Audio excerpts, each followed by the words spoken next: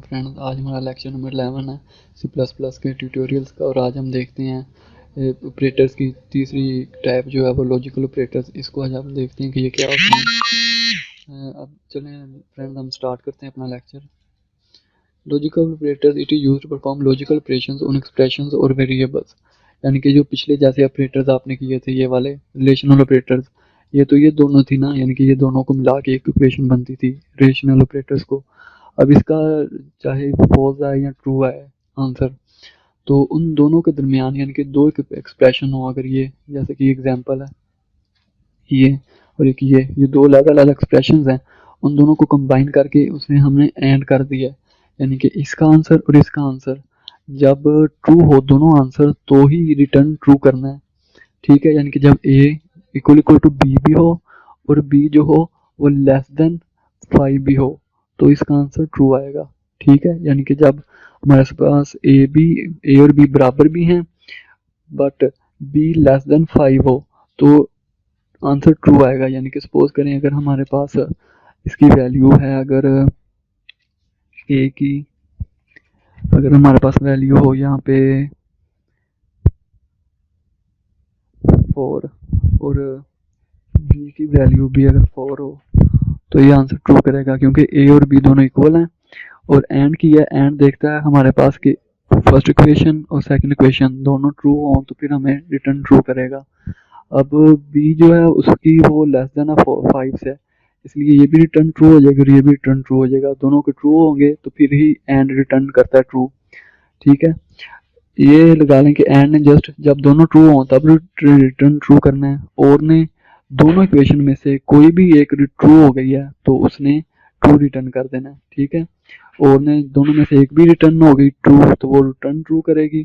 और नोट ने क्या करना है, अगर मैं यहाँ पे रिटर्न लगाते हैं यहाँ पे, ठीक है, यानी कि वोल इक्वेशन के आगे ये क्या करेगी कि अगर इन दोनों का आंसर ट्रू है तो एंड क्या करेगा, हमारे पास ट्रू रिटर्न करता है, ये उसका इन्वर्स कर देगी। अगर ट्रू है तो वो फॉल्स कर देगी, अगर फॉल्स है तो वो ट्रू कर देगा। ठीक है, और इसी तरह से और का जो है वो एडिशन की तरह परफॉर्म करता है कि दोनों को प्लस करते हैं, जैसे बाइनरी में और होता है और जैसे बाइनरी डिजिट्स में होते हैं एंड, सेम वैसे ये भी ऑपरेटर्स काम करते हैं। अब इसकी एग्जांपल हम एक देखते हैं। If A is equal to 4 और बी हमारे पास हो अगर 4, तो ये देखें A equal equal to B and B less than 5। ठीक है, तो सी आउट कर देना आपने।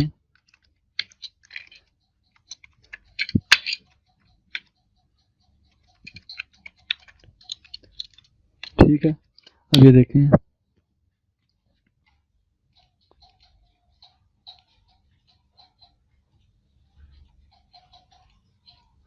अब इसका ये देखें ऐसा एग्जीक्यूट हो गया, क्योंकि ए जो हमारे पास वो लेस देन भी है 5 से, बल्कि ए और बी दोनों इक्वल भी हैं और बी जो है वो लेस देन भी है 5 से, इसलिए दोनों ट्रू हैं और दोनों ट्रू होंगी। और एंड जो है दोनों ट्रू होंगी तो रिटर्न ट्रू करता है, तो इसने दोनों की ट्रू लेकी और इसके बाद इसको रिटर्न ट्रू कर दिया। और इसी तरह से अब और की एग्जांपल देखते हैं हम।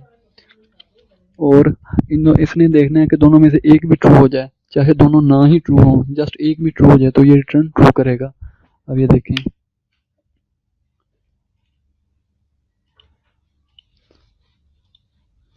ये देखें इसने भी रिटर्न ट्रू कर दिया। अब नेक्स्ट हमारे पास रह गया नोर और नोट ऑपरेटर।